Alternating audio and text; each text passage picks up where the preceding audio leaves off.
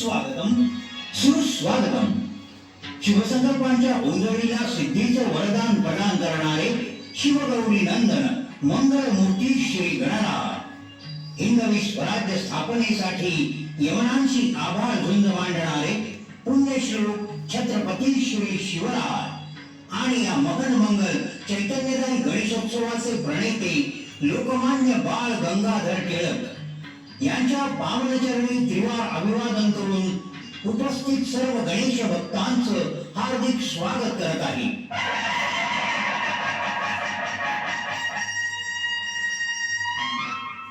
प्रतिवर्षी नयनरम्य देखावे सादर करण्याच्या परंपरेला अनुसरून यंदाच्या वर्षी सादर केलेला पौराणिक देखावा मार्कंडेयांची शिवभक्ती.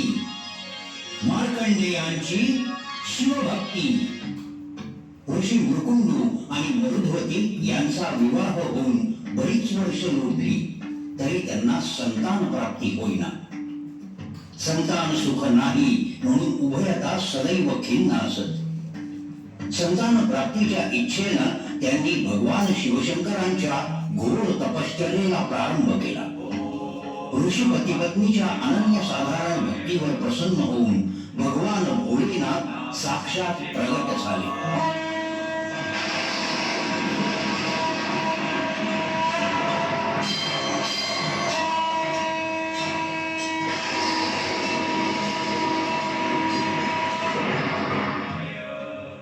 हे ऋषी मुकुंदू, मी आपल्यावर प्रसन्न आहे.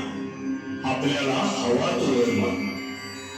हे महादेवा, हे भोलेनाथा, आम्हाला पुत्रप्राप्तीचं वरदान द्यावं.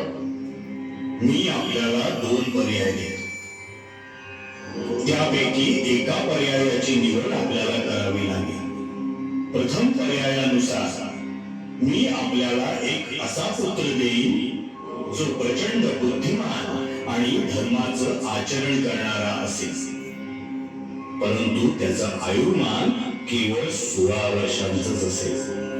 तर द्वितीय पर्यायानुसार दीर्घायुषी परंतु दुष्ट स्वभावाचा आणि सुस्त प्रवृत्तीचा पुत्र लाभेल. हे महादेवा, आम्हाला बुद्धिमान आणि कीर्तिमान पुत्रप्राप्तीचं वरदान द्यावं. तथास्तु.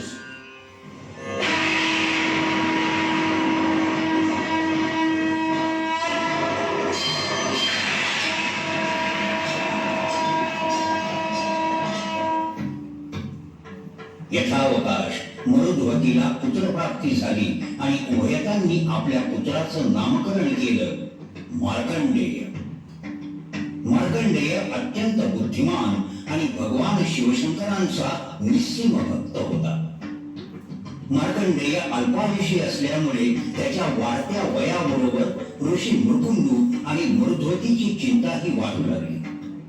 त्यांच्या चिंतेचं कारण विचारलं असता महादेवांच्या भविष्यवाणीबद्दल त्याला समजलं आणि या उद्भवाच्या परिहारार्थ मार्कंडेयानं महामृत्युंजय मंत्राचा जप करण्यास प्रारंभ केला.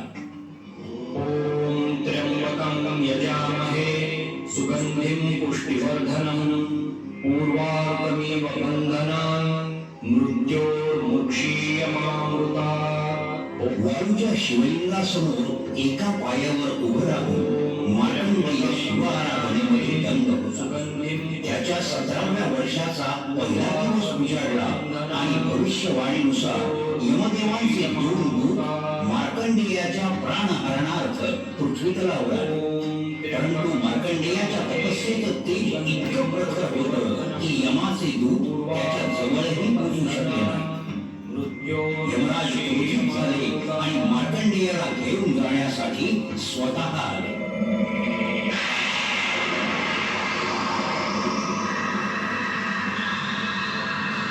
यमराजांनी तत्काळ आपला मृत्युपाश मार्कंडेयावर टाकला आणि त्याला शिवलिंगापासून दूर उचलले.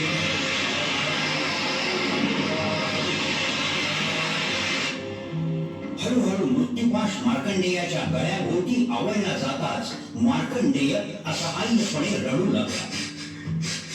पण त्याही अवस्थेत त्याची शिव आराधना सुरूच होती. पुष्टिवर्धनम् पूर्वार्कमेव बन्धनात् मृत्योर्मुक्षीयमामृता पूर्वार्कमेव बन्धनात् मृत्योर्मुक्षीयमामृता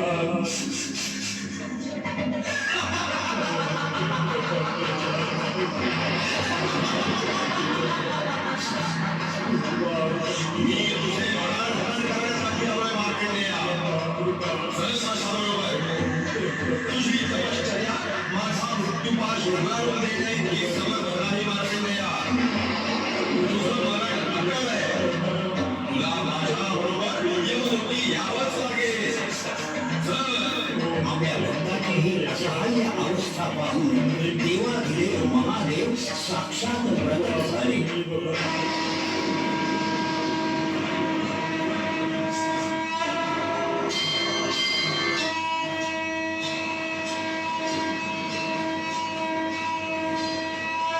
हे यमराज, माझं नामस्मरण करणाऱ्या सद्भक्तांना मोठा त्रास देऊ नकोस.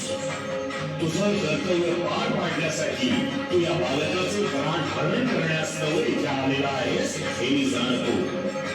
परंतु हा माझा भक्त माझ्याच नामस्मरणात येईल. त्याचे प्राण घेणं तुझ्यासाठी दुरापास्त आहे यमधर्मा. कारण मी मार्कंडेयाला दीर्घायुष्याचं वरदान देणार. क्षमा असावी महादेवा क्षमा असावी मी अज्ञानानं या बालकाचे प्राण हरण करण्यासाठी आलो पण हा दिव्य बालक आपला परमभक्त आहे आपल्या आदेशाविना या बालकाच्या प्राण हरणाचे सामर्थ्य माझे काही नाही भोलेनाथ क्षमा करा त्रिनेत्रधारी मला क्षमा करा अशा प्रकारे देवाधिदेव महादेवांकडून चिरंजीवित्वाचं वरदान प्राप्त करून मार्कंडेय स्वगृही परत आले